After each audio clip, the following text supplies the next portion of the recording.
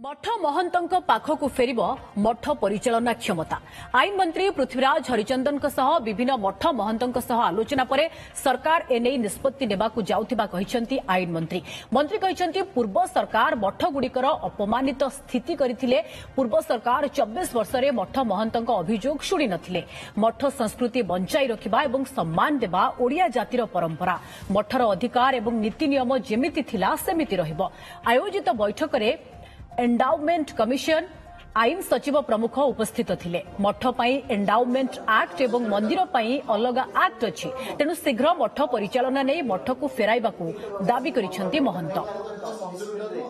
देखो गत सरकार समय रे अविचारित भाव में मठ मानकू एक अपमानित स्थिति कला भलिया एक अवस्था होता एवं मठगुड़िक भी अविचारित भाव में जो मठगुड़िक वास्तव में मठ संस्कृति श्रीजगन्नाथ संस्कृति सहित संपूर्ण जड़ित एक संस्कृति।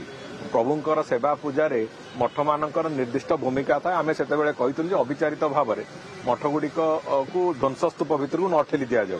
तेणुक से भाव में जो व्यवस्था होता एवं परवर्ती समय रे जो एक्जिस्टिंग मठगुड़िक अच्छी भी तांकर भी अनेक गुड़िए समस्या थिला। दीर्घ दिन समस्या ताकू गत 24 वर्ष भितर सरकार शुणी नथिले।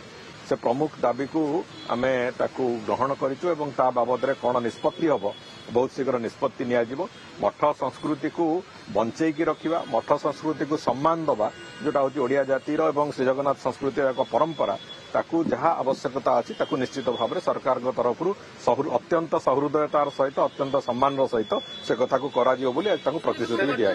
आमर मुख्य दाबी थिला पुरी रे आमर जो मठ गुड़िक अच्छी से मठ गुड़िकर विजेस्थली गुड़िक जगन्नाथ महाप्रभु परिचालना कमिटी ना जो हो जाइए सेगुड़ाक केमती पुणी मठर विजेस्थली मठ ना मठ ठाकुर अधिष्ठित ठाकुर ना रहू कि मठ ना रहू यहीटा आमर मुख्य दाबी थिला जो थे मंत्री महोदय कमिशनर महोदय एवं सेक्रेटरी महोदय निश्चित भाव में अति शीघ्र काम को करने सहयोग करने आमको कही।